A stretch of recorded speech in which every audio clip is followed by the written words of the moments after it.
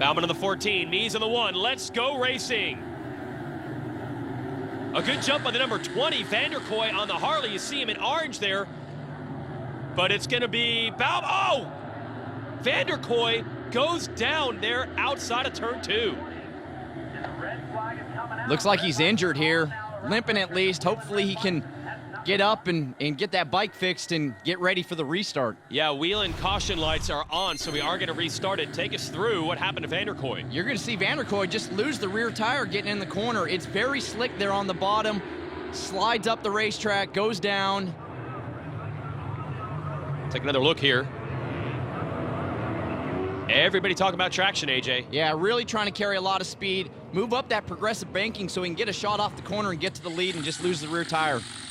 All right, looks like they've got it together. The crew gives him the fist pound. That's the good news. The bad news, he has to start in the back row because he caused the red flag restart. So you see him there on the number 20 in the back. Got to make top 8 to get into the main. Bauman going to try again from the inside. And another good jump for the 14, but here comes Jared Mies around the outside of the 1. Bauman getting the drive on the bottom here. Drag race down the back straightaway into turn 3. Yeah, it's the showdown we wanted to see. The champion versus the challenger. And sliding up the racetrack to lock down the lead is the 14 of Bauman. Here comes Mies again. You can see Brian Smith there. That brake rotor starting to glow. He's using a lot of brakes, getting in the corner, trying to run that low line. Vanderkoy gonna turn under him. Got him, turn 1, up to position 3. That's pretty good from row 3 to 3rd place. So Vanderkoy in that Vincent Hines Harley-Davidson machine, he could be a player in the main. But still overall a good rebound on the Crosley-Howerton machine for Brian Smith. Checkered flag is out. Bauman does it again. I know it's only a semi, it doesn't pay points. But he was able to pull away from Jared Mies. Gotta mean something.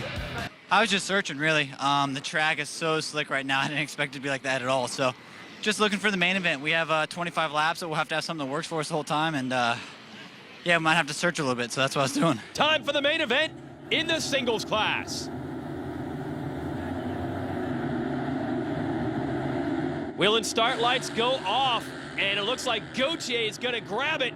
Going to lead them out of turn 2 with Bromley on the number 1 in 2nd. Shot out of a cannon. Gauthier says, come and chase me down. Tristan Avery in the 16 going to try to work the high line in 3rd. Bromley pulling right up on the rear tire of Gauthier. So a little showdown in the brewing here. Battle for 2nd is on. Dan Bromley has been caught and now passed very quickly. Morgan Mishler on a mission. Bromley going to try to get him back on the bottom.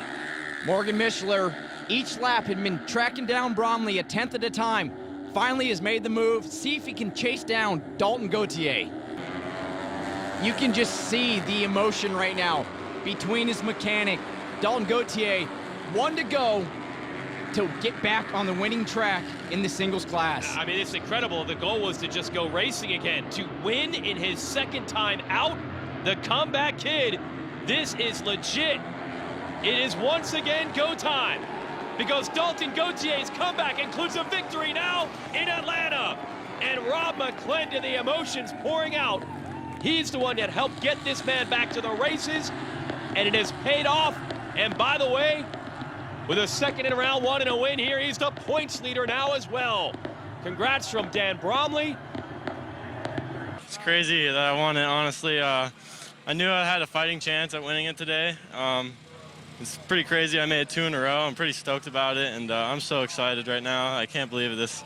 Can't thank Rob enough for taking me under his wing and doing everything he can for me, and supplying me a bike for this year, and supplying me everything: a house to sleep at, food to eat, and a job, and a track to ride at in Pensacola. So I can't thank my sponsors enough for letting me, supporting me and still believing in me, and I can't believe I just won that. It's crazy.